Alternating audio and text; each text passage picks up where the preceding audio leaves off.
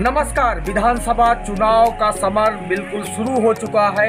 प्रतापगढ़ में बहुजन समाज पार्टी ने जहां अपने ज़्यादातर प्रत्याशी घोषित कर दिए हैं, वहीं हम लगातार आपको ग्लोबल भारत पर बता रहे हैं कि हर वो प्रत्याशी जो चुनाव जीतने की तैयारी में है, चुनाव के बिल्कुल प्लान में है, जीत या हार के कितने करीब है हमें भी बताने की कोशिश करेंगे। लेकिन उससे पहले प्रत्याशियों के जो विजन है, प्रत्याशियों के जो उद्देश्य हैं, क्या उद्देश्य लेकर वो राजनीति में आए हैं और पब्लिक के बीच में क्या उनके मुद्दे होंगे, इस पर लगातार हम बात कर रहे हैं। बहुजन समाज पार्टी के प्रत्याशी इसी क्रम में हमारे साथ हैं बाबागंज विधानसभा से।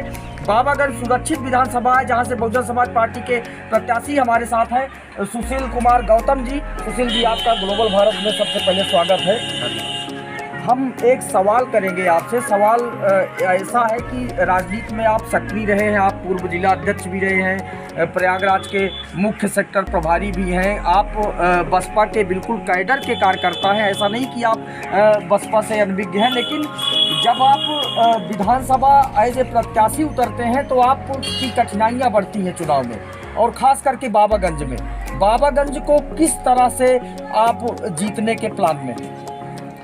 बाबागंज विधानसभा हम लोगों के लिए कोई नया क्षेत्र नहीं है। हम लोग यहीं पैदा हुए हैं। 2005 से हम लोग बाबागंज विधानसभा में काम कर रहे हैं। 2007 में बहन जी की सरकार जब बनी थी, 2007 से लेकर परसीमन तक हम बहुजन समाज पार्टी के बिहार विधानसभा के अध्यक्ष रहे हैं। इसलिए पूरे बाबागंज के जो भी पदाधिकारी हैं, ज़मीनी कार्यकर्ता हैं, हमारा उनसे बहुत पुराना संबंध है। सबके बीच में रहे हैं, खाए पिए हैं, काम किए हैं और सारी बाबागंज विधानसभा की सारी परिस्थितियों के बारे में जानते हैं। जैसे ही पूरे विधानसभा के लोग बहन कुमारी मायावती जी के आदेश को सुने हैं, पूरा विधानसभा बहुत ज़्यादा आशीर्वाद और प्यार दे रहा है और पूरा मन बना लिया है कि अब की बाबागंज विधानसभा को जिताते हुए बहन कुमारी मायावती जी को 5वीं बार मुख्यमंत्री बनाने का संकल्प ले चुका है बाबागंज विधानसभा के लोग जो है। आप पहली बार बसपा से कैंडिडेट हैं। इसके पहले आपने स्थानीय निकाय के चुनाव जरूर लड़े होंगे और आपने सहयोग भी किया, लेकिन ये जो विधानसभा का चुनाव है इसमें काफ़ी दिक्कतें सामने आती हैं, पॉलिटिकल गुड़ागड़ित होती है और गुड़ा भाग होते हैं। आप बाबागंज से हैं तो बाबागंज में कुछ लोगों के व्यक्तिगत प्रभाव भी माने जाते हैं, तो कैसे मतलब करेंगे कि पब्लिक में आप अपने विचार को फैलाएं और चुनाव जीत जाएं? हम जब से राजनीति में आए 2005 से हम राजनीति कर रहे हैं। 2007 का चुनाव आदरणीय चंद्रा जी चुनाव लड़े थे, जिनका चुनाव हम विधानसभा अध्यक्ष थे। पूरी तरीके से उनका चुनाव हम लोग देखे थे, पूरा मैनेज किए थे चुनाव। और उस समय आदरणीय चंद्रा जी मात्र 7,000 वोट से माइनस हुए थे और पूरा क्षेत्र हम लोगों से परिचित है।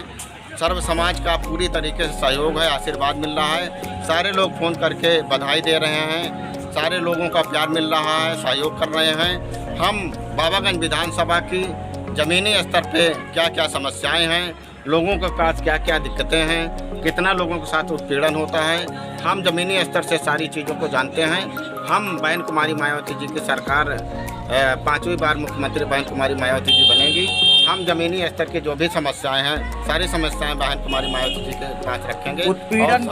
उत्पीड़न की बात आपने किया तो याद आया, कुछ राजनीतिक सीन याद आई। बाबागंज और कुंडा जिले की 2 विधानसभाएं ऐसी हैं जहां जनसत्ता दल के जो राष्ट्रीय अध्यक्ष हैं रघुराज प्रताप सिंह उर्फ राजा भैया, उनका खासा प्रभाव रहा है। इसके पहले भी उनके कैंडिडेट निर्दलीय रूप से जीतते रहे हैं, तो उनका जो ये प्रभाव है और जो प्रत्याशी तमाम चुनाव के दौरान उन पर आरोप भी लगाते हैं, उनके प्रत्याशी पर भी आरोप लगाते हैं कि हमारे साथ ऐसा दुर्व्यवहार किया गया, ये चीज़ें की गई, चुनाव में वो बातें सामने आती हैं। तो इस तरह के जो बातें सामने आती हैं उससे कैसे निपटेंगे आप? हम जब से भी राजनीति शुरू किया हमेशा बहुजन समाज पार्टी के जिम्मेदार पद पर रहे हैं और 2007 से लेकर अब तक के जितने भी चुनाव हुए हैं, हम चीफ एजेंट रहे हैं, विधानसभा के एजेंट रहे हैं और पूरे विधानसभा का दौरा किए हैं। हमारे साथ आज तक कभी ऐसी कोई ना तो दबाव की बात हुई है, न किसी प्रकार की, चाहे जनसत्ता हो, चाहे भाजपा हो, चाहे सपा हो, किसी भी प्रकार की किसी से कोई दिक्कत नहीं है। हमें सर्व समाज के लोगों से जान पहचान है, सर्व समाज के लोगों से मान सम्मान मिलता है हम उनके बीच में रहते हैं, हमें किसी प्रकार से कोई भी दल से किसी प्रकार की कोई दिक्कत नहीं कुंडा है। और बाबागंज के बारे में कहा जाता है कि रघुराज प्रताप सिंह उर्फ राजा भैया के जो प्रत्याशी होते हैं, कुंडा में खुद राजा भैया और यहाँ उनके जो प्रत्याशी होते हैं उन्हीं से लड़ते हैं लोग। तो ये मिथक क्या सही है या मिथक है? ये निश्चित तौर है कि इतने दिन से अगर लगातार विधायक रहे हैं तो जिसकी भी लड़ाई होगी उन्हीं से होगी, ये बात मान सकते हैं। 2007 में भी हमारे प्रत्याशी 7,000 वोट से कम थे, उन्हीं से हुए थे आदरणीय विधायक जी से।